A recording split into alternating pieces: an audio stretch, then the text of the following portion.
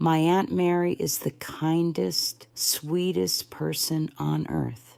She may not be the smartest woman in the world, but I love her a lot. However, a strange thing happened to Aunt Mary, and now we don't know what to do. It all began when her husband, Uncle Franklin, died. Well, I called him Uncle Franklin, but she always called him Frank. He was my mother's only brother. Aunt Mary really loved him. We all knew that. Life had been quite difficult for Aunt Mary when she was a child. She was poor, and her parents died when she was young. She had to take care of herself. She had never learned to read properly and left school at an early age. But she was always cheerful and honest, and never complained about the hard work she did to earn a living. She worked as a cleaner wherever she could find work. She liked cleaning because she didn't have to make any difficult decisions. Aunt Mary didn't like making decisions. Perhaps she wasn't used to it. I don't know, but everyone liked her, and she was never out of work. She met Uncle Franklin when she was working as a cleaner at the bus station. He was a bus driver, and it was when he had just finished for the day that he first saw her cleaning the station office. He fell in love with her as soon as he saw her. It was the same for Aunt Mary. As soon as their eyes met, it was love for both of them. He soon grew to love her gentleness, and she loved his kind heart and willingness to make decisions. They got married 2 weeks later. A year after that, she gave birth to twin boys. They were my cousins, and their names were Goodwin and Bowen. I was born in the same year. 3 months later, I was called Charlotte, and I still am. Anyway, Uncle Franklin got a better job at the bus station soon afterwards, and they bought a house near us. Aunt Mary and Uncle Franklin had a happy marriage. Uncle Franklin earned the money, and Aunt Mary cooked, cleaned, and made the house a wonderful home for her dear Frank and the boys. It would not be quite right to say that Aunt Mary actually ran the house. In fact, all the big decisions were left to Uncle Franklin, but she made sure that everything went smoothly. Everybody was happy. I was happy too, because I liked to play with my cousins. I also looked forward to the delicious homemade biscuits Aunt Mary always gave me. Me and my cousins were 4 years old when Uncle Franklin was run over by a bus at the station. It was an accident. Uncle Franklin didn't know what hit him, and he was killed immediately. Well, I suppose he guessed it was a bus, but I don't think he had much time to think it over, if you see what I mean. Anyway, he was dead. In a way, once Uncle Franklin had died, I think a part of Aunt Mary died too. She was still a hard worker and remained a good mother to Goodwin and Bowen. Indeed, the routine of running the house was something she no longer needed any help with. My parents and Uncle Franklin's parents, my grandparents, all helped Aunt Mary with the decision-making.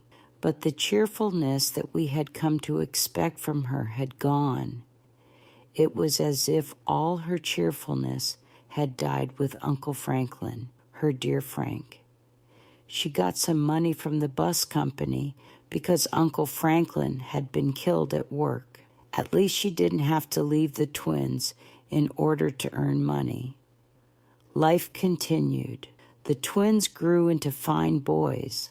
But by the time they were 15, they wanted to see more of the world outside their comfortable home. Both of them were bright and interested in the world outside, especially Goodwin. They were beginning to get bored with life at home and all its safe routines. That's where the trouble really began. Aunt Mary had not really changed since their father's death. She had not even learned to read properly. She never went out and had no outside interests. She spent what free time she had listening to the radio or watching television, especially game shows. The boys, though they loved their mother, wanted to decide more things for themselves. And like me, they wanted to go out more. Aunt Mary, however, just wanted to stay at home all the time. The boys never went out much with their mother. Whenever they did go out, it was with me and my parents, or with our grandparents. Aunt Mary always stayed at home. It was Goodwin who thought of taking their mother to the theater on her next birthday. She would be 38. The boys planned it all out carefully with the help of the rest of the family.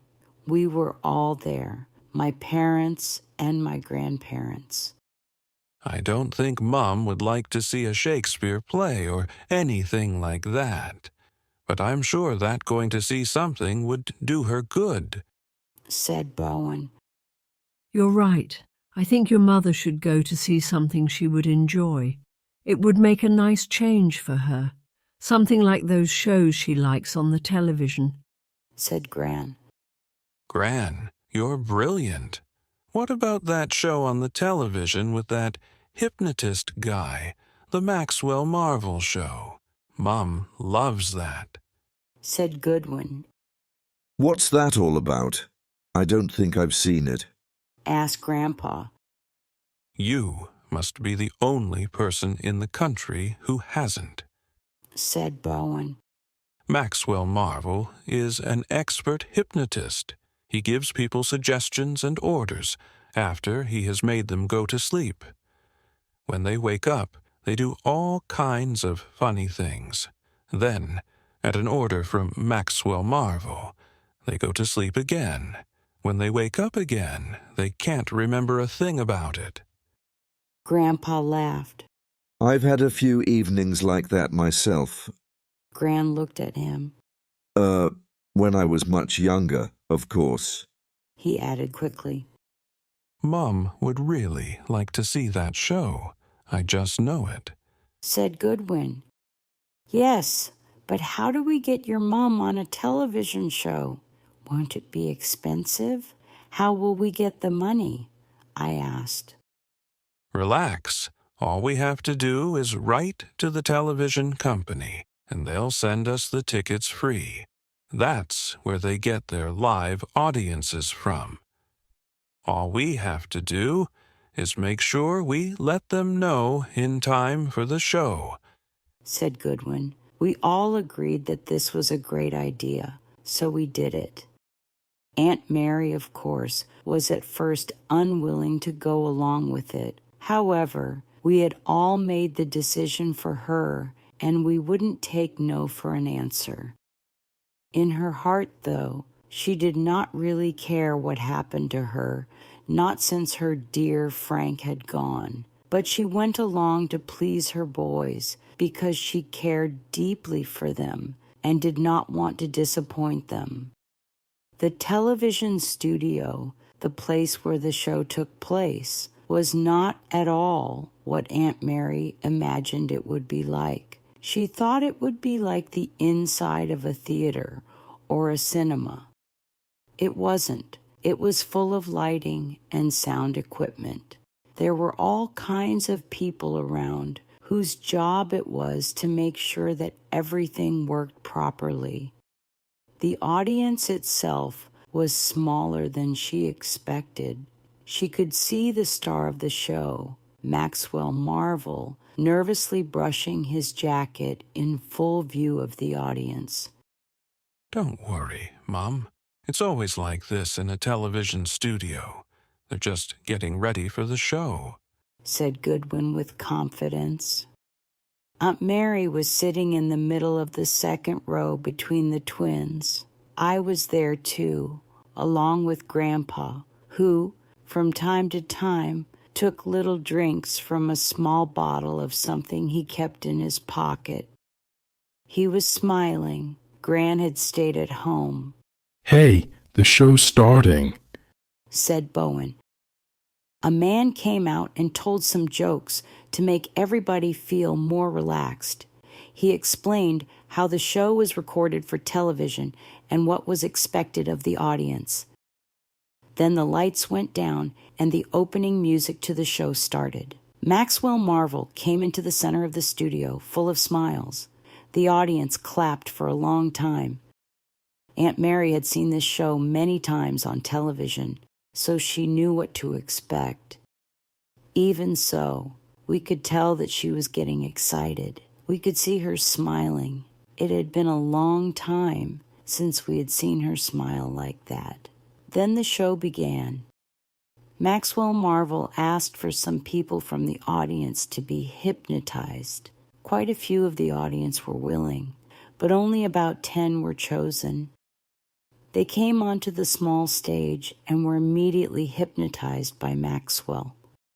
They were told to do the strangest things, such as behaving like farm animals, dancing at a disco, or acting like famous people. And they did everything they were told to do. Even the quiet-looking ones were persuaded to do things that looked completely different from their usual behavior. Then, at a word or sign from Maxwell, they became themselves again and couldn't remember anything about what they had done. Some of them didn't even believe they had been hypnotized at all and would only believe Maxwell after they were shown a video of what they had been doing. Everybody loved it, including Aunt Mary. The final part of the show came when Maxwell asked for a last person to come forward. Here, shouted Goodwin. He was pointing at his mother. Goodwin, what are you doing? I can't do that. I'd be too embarrassed, she said. Oh, go on, Mum. Do something different for once, Bowen whispered loudly. Grandpa and I were smiling. Aunt Mary smiled too. She felt that she couldn't say no after all the trouble they had taken. What if she did look silly? That wouldn't matter. Nothing mattered now but her boys. All right, I'll do it, she said. Aunt Mary, for some reason, was an easy person to hypnotize. As she sat on a chair, she went to sleep to the sound of Maxwell's voice like a baby. We all wondered what hypnotic suggestions Maxwell would give her. Then Maxwell turned to Goodwin and said, What suggestions would you like to make, young man? I'll tell this lovely lady to do anything that won't get her into trouble with the police. The audience laughed. The twins whispered to each other. Then Goodwin spoke.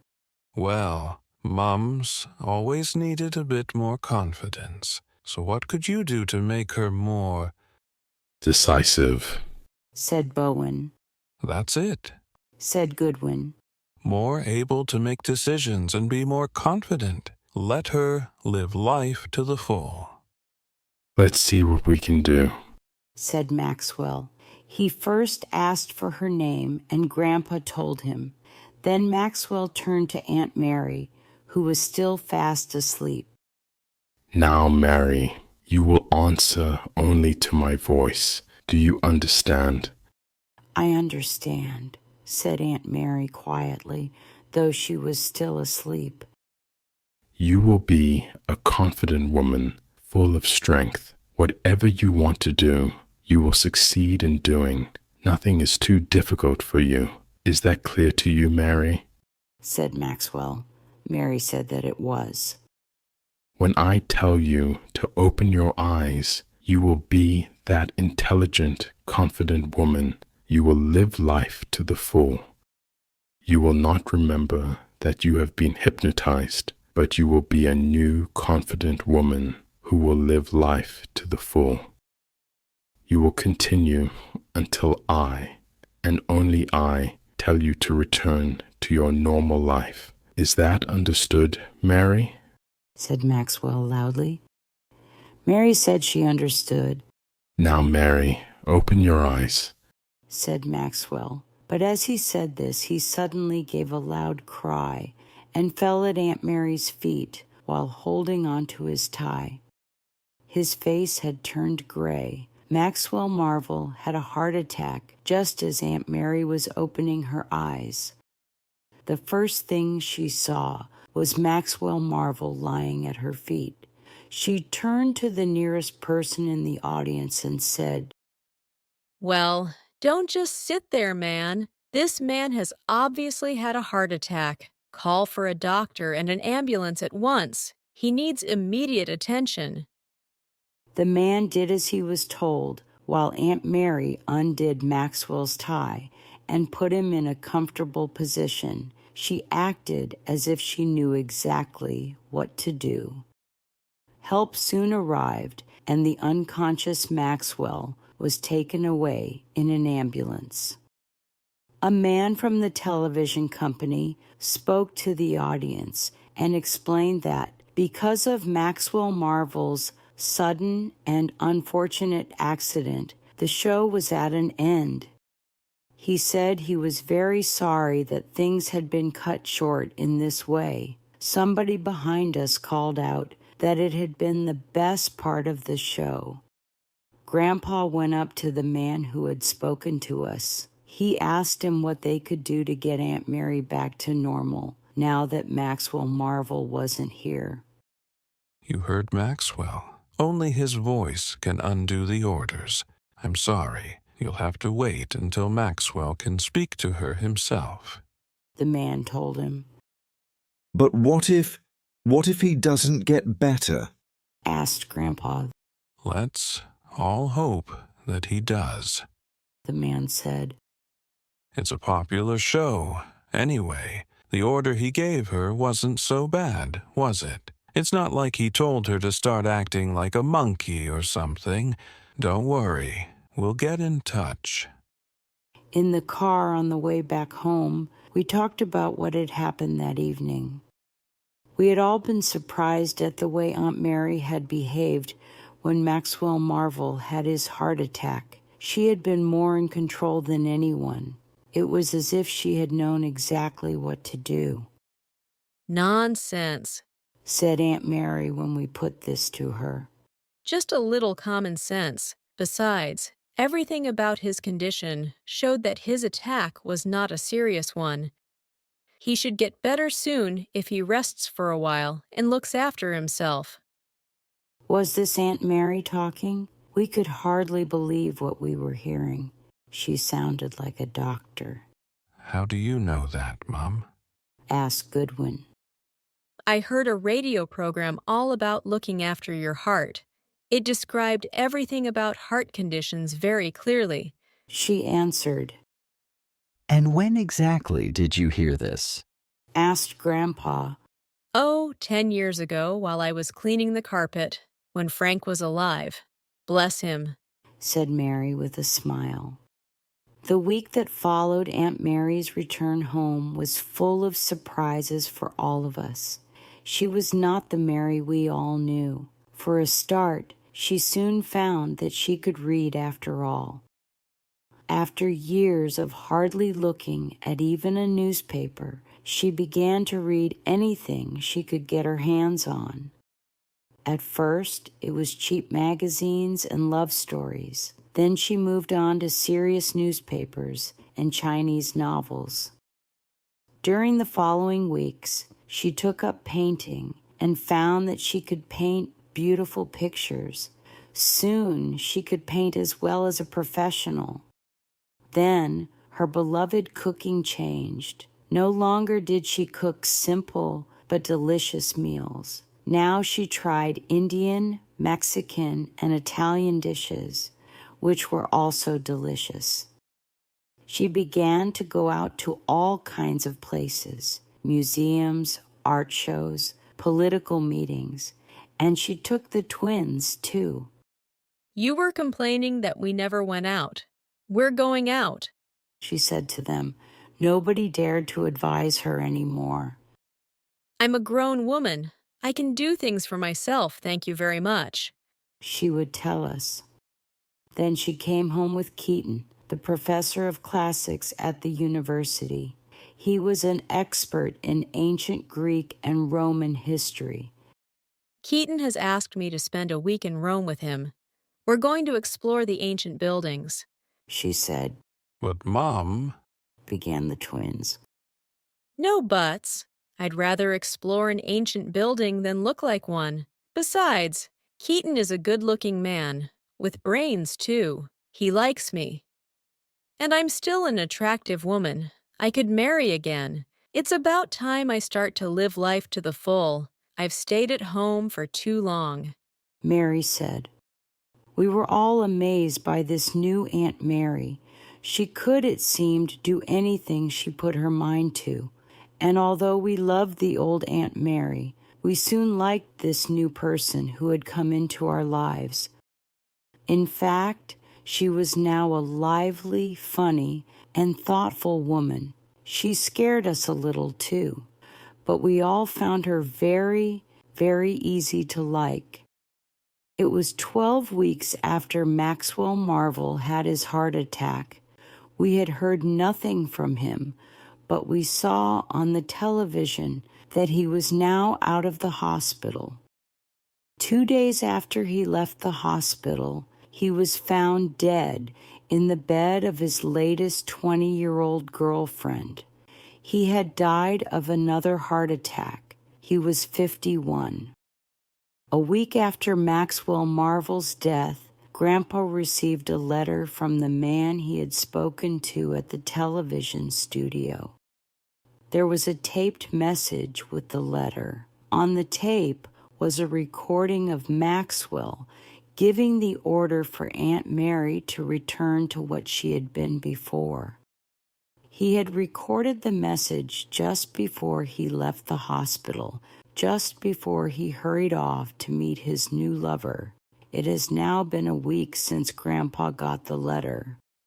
We still haven't played the tape to Aunt Mary. We can't decide what we should do.